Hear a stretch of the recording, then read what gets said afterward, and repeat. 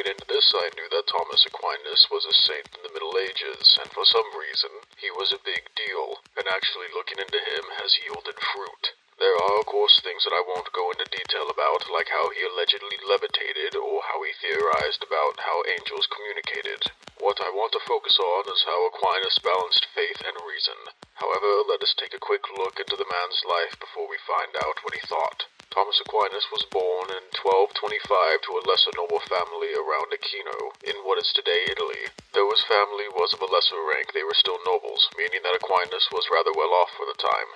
His father was the Duke of Aquino, and had lots of ambitions for Thomas and his brothers. Now his brothers went the route of the military, however, Thomas went the route of the church. At the age of 5, he went to Naples to study and learn Latin, so he would have a head start in joining the monastic orders, though there was a new order rising up and growing in power, the Dominicans.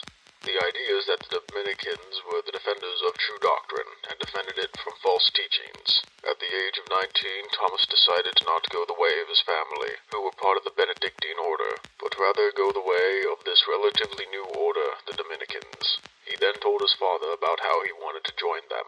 But back in ye olden days, doing this was on par with disowning your family, which in a feudal system, and in a noble house no less, is a much bigger deal than what we would think of today.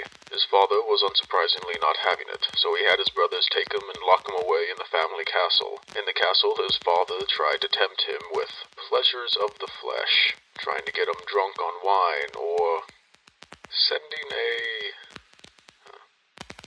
how should I put this?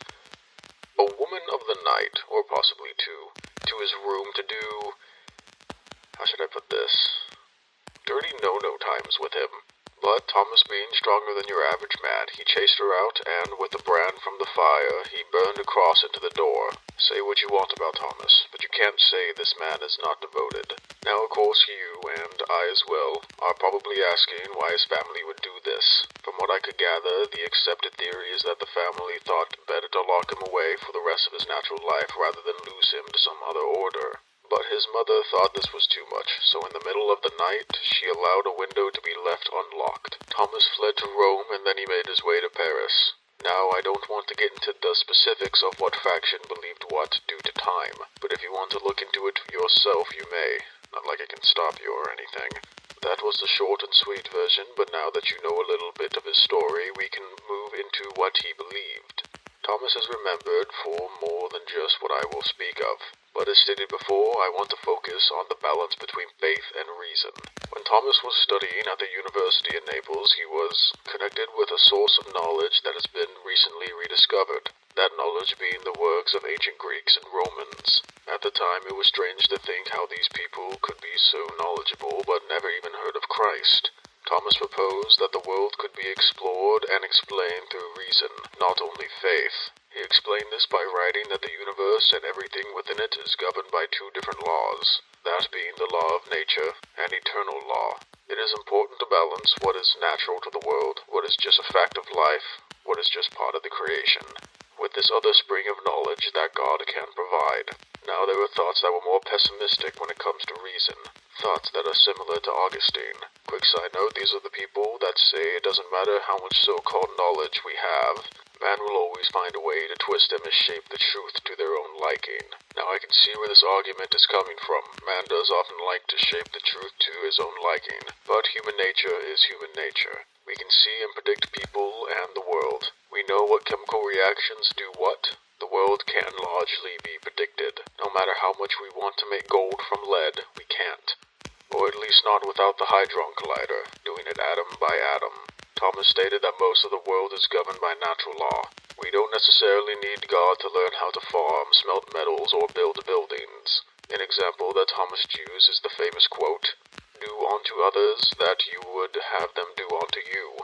Jesus may have said this, but it was already mostly known in most societies. The golden rule as it is known today is part of natural law. Well then, what is eternal law? Thomas said that God sometimes interferes with the world in ways beyond human understanding, with the likes of angels or prophetic visions, but most knowledge we can find in the world itself. It's not like men are mindless mouth breathers that don't know anything until the Holy Spirit comes upon them. Man can use one of God's greatest gifts, that gift being reason. Thomas was also a writer, and he did love to write. So much so, by the time of his death, he wrote over 200 pieces of Christian theology. Not only that, but it is said that when he died, at the age of 49, he was writing a commentary on the Song of Songs. Upon his death, he was canonized by the Church, and is now the patron saint of teachers.